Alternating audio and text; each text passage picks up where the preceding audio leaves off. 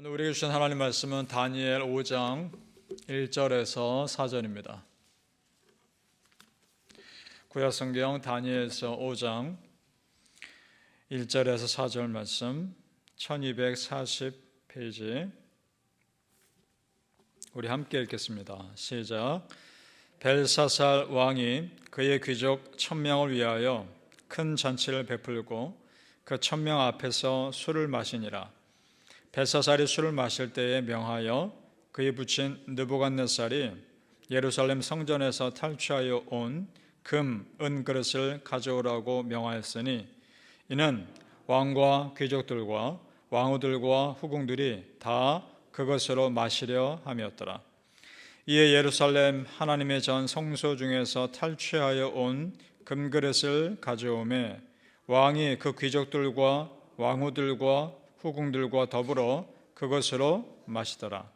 그들이 술을 마시고는 그 금은 구리, 쇠, 나무, 돌로 만든 신들을 찬양하니라. 아멘. 이 새벽 예배하신 하나님의 은혜가 우리 성도님들께 함께 하시기를 예수님의 이름으로 축복합니다. 아멘. 자, 오늘 말씀은 바벨론 제국이 메대와 바사 연합군에 의해서 멸망한 사건을 기록하고 있습니다. 바벨론의 멸망이 우리에게 주는 메시지가 많습니다. 그 과정을 잘 보면서 오늘 우리는 그것을 거울로 삼아야 합니다. 30m나 되는 큰 우상을 세우면서 강제로 절하겠던 사람이 느부갓네살 왕입니다.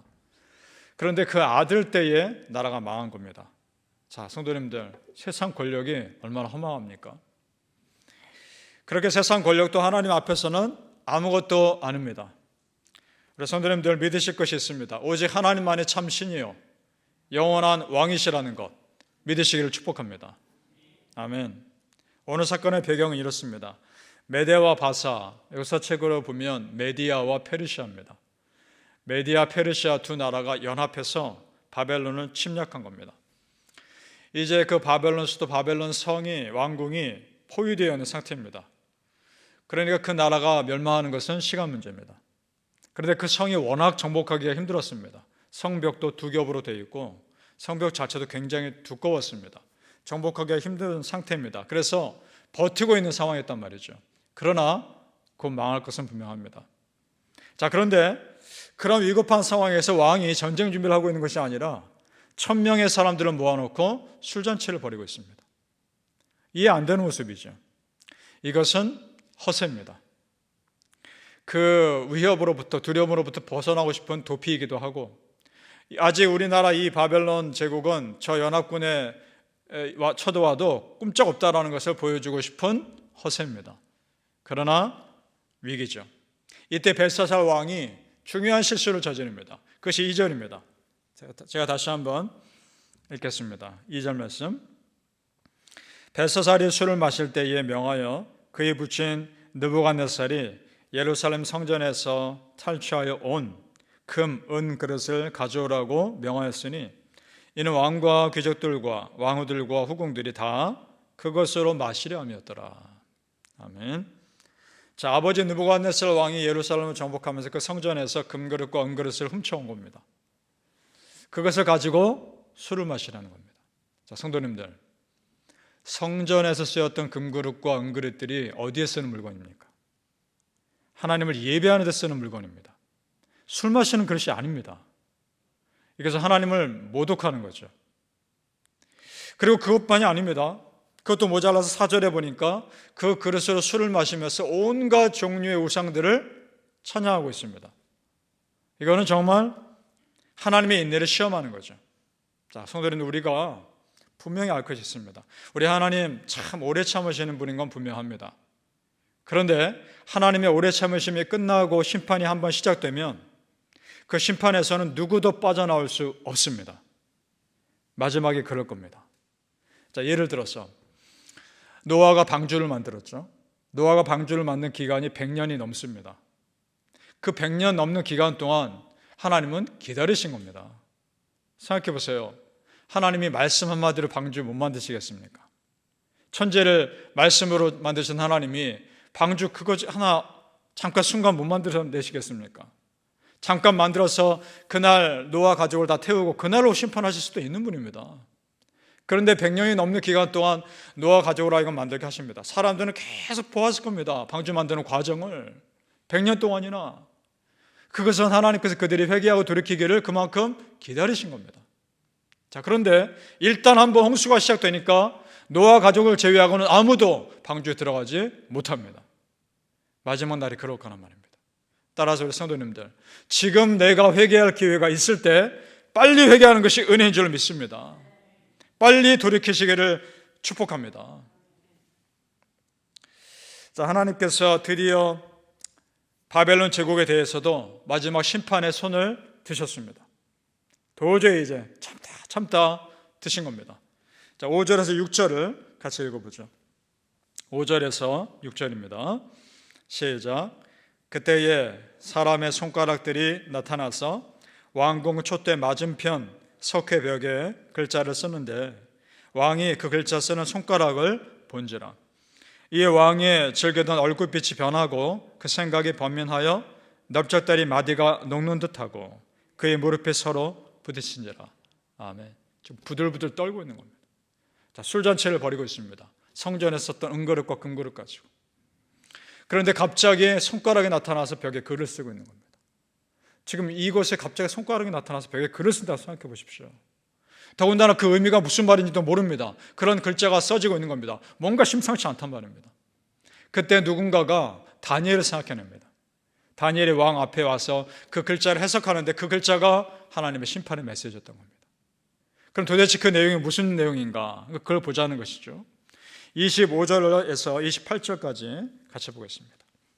뒤로 쭉 넘어가셔서 25절에서 28절입니다. 우리 천천히 같이 읽어보겠습니다. 시작. 기록된 글자는 이것이니 곧 메네 테켈 우 바르신이라.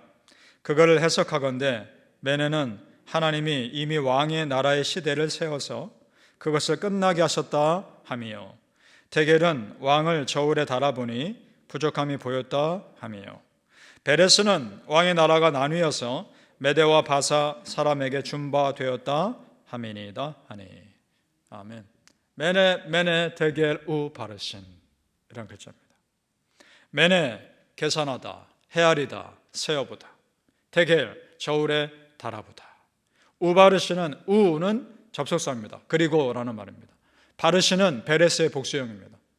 베레스는 흩트다, 나누다, 이런 뜻입니다. 그러니까 이런 겁니다. 한 문장으로 풀어보면 세어보고 헤아려보고 저울에 달아보니 부족하여 나눠지게 하다, 이런 뜻입니다.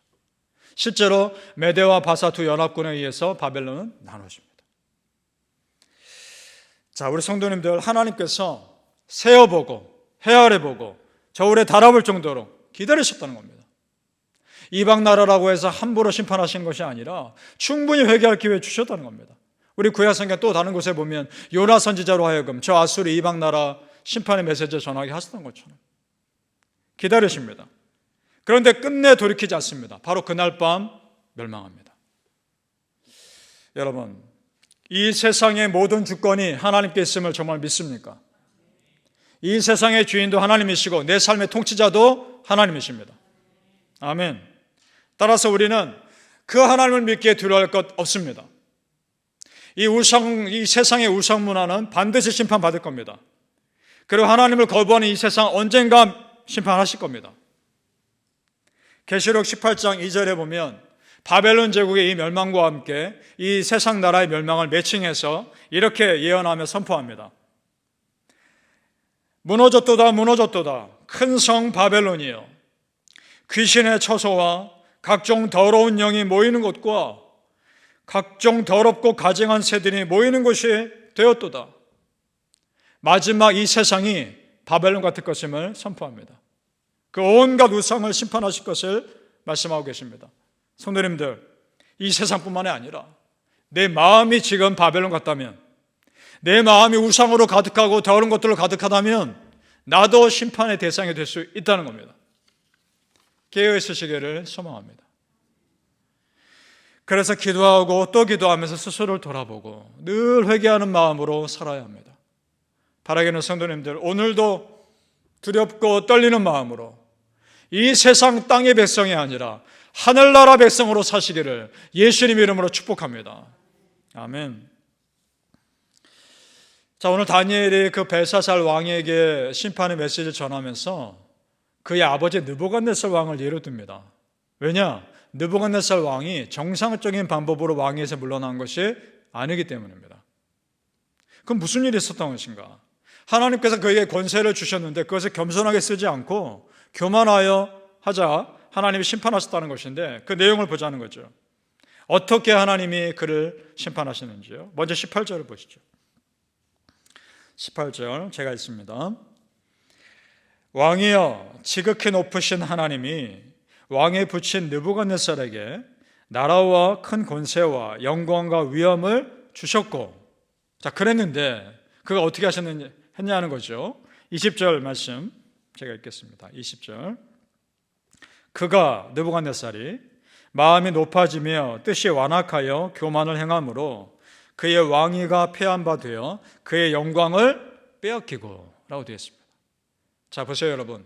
30m 되는 큰 우상을 세우고 세상을 호령하던 느부갓네살 왕을 그 왕에서 물러나게 하신 분이 누굽니까? 하나님이십니다. 하나님이 진정한 왕이란 말입니다. 그 영광을 빼앗았는데 그럼 어떻게 빼앗았는가? 그것이 21절입니다. 정신병에 걸린 것 같습니다. 일종의 정신병입니다. 21절 같이 읽습니다. 시작.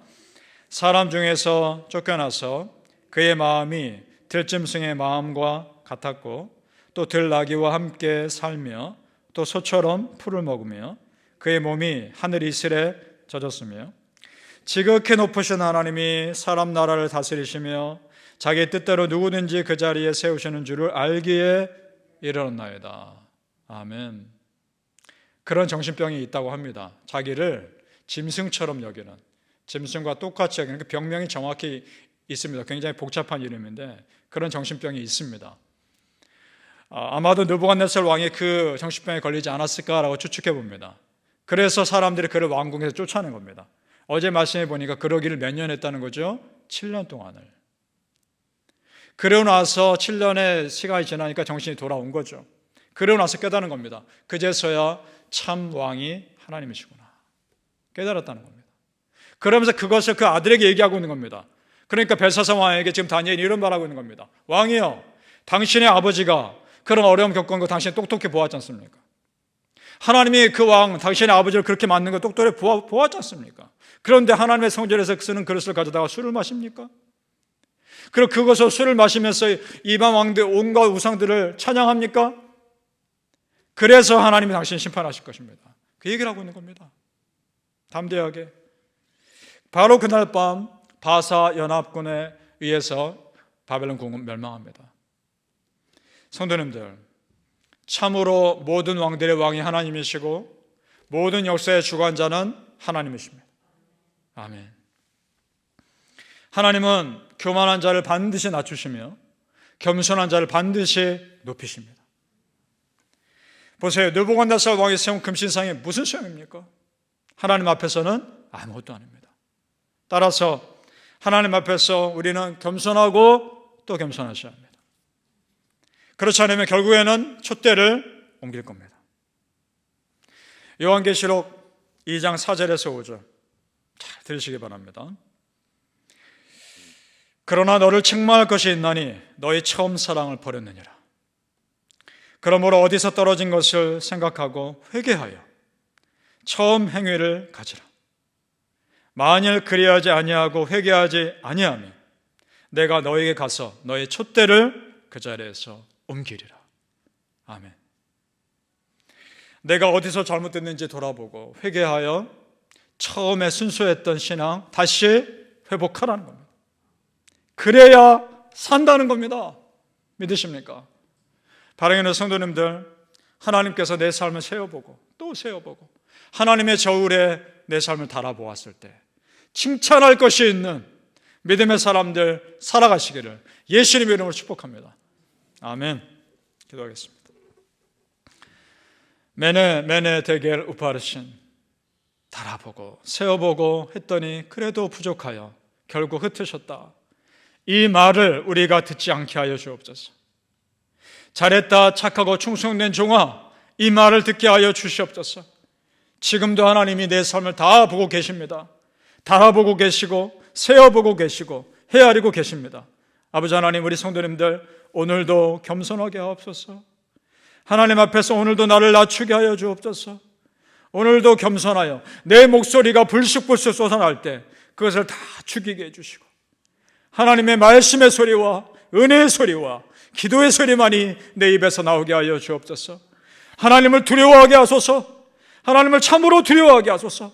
오늘도 하나님 앞에 엎드려 간절히 기도할 때 하나님을 두려워하며 겸손한 믿음의 백성으로 살아가게 하여 주시옵소서. 감사하며 예수님의 이름으로 기도합나이다. 아멘.